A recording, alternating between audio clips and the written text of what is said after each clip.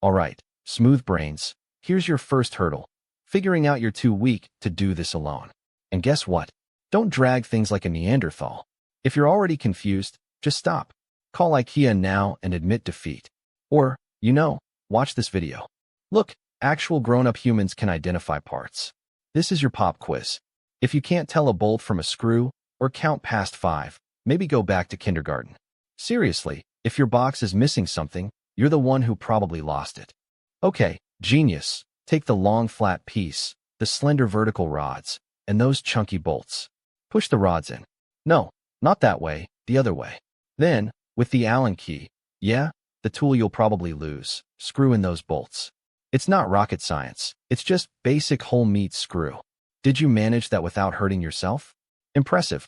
And just when you thought you were done, we're doing the exact same thing again. Yes, again. On the other side. Because apparently, once wasn't enough for your feeble mind to grasp the concept. Don't tell me you forgot how to screw in a bolt already. Now for the thrilling moment where you connect the two pieces you just barely assembled. Grab that long crossbar and those even longer bolts. Line it up. Push it in. Screw it tight. No, don't just think it's tight. Make it tight. Or enjoy your wobbly bed frame later. Your choice. Now, if you haven't pinched your fingers yet, you're not trying hard enough. These two frame sections need to connect. It's not a complex puzzle. It's literally pushing two ends together. See the warning? That's for you. The person who probably has zero spatial awareness. Time to add those little plastic corner holders. They fit in one way, the way that makes sense. Then secure them with those special cam lock screws. Don't over-tighten it and strip it, but don't leave it loose enough for the thing to fall apart when you sneeze. Find your balance, if you have any. Alright, here we go with the side panels. Slide them in. Yes, just slide them. Now, you'll be securing these with screws.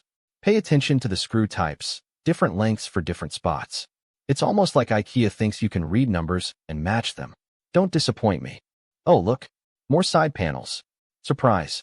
We're doing the same exact thing on the other side.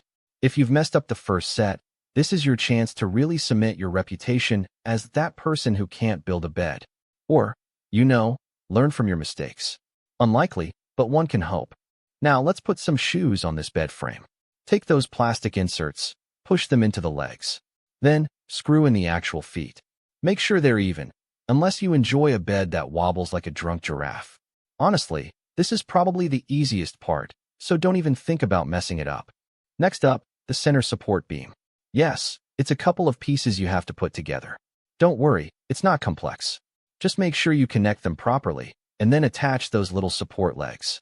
It's like building mini stilts for your bed. Try not to pinch your fingers. I dare you. Now, take your glorified stilts and get them into the main frame. There are slots. They're not invisible. Slide it in, make sure it's snug. Then, use those screws to lock it into place. Finally, those cylindrical leg supports go in. Push them down, secure them. Almost there, you pathetic excuse for a DIYer. The grand finale. Grab your bed slats. They just lay across the frame, then you use those plastic clips to secure them. Yes, they just pop in. Don't try to hammer them. Don't try to glue them. Just lay them and clip them. If you can't manage this, then maybe you should just sleep on the floor. Congratulations, you've barely built a SLATTUM bed frame.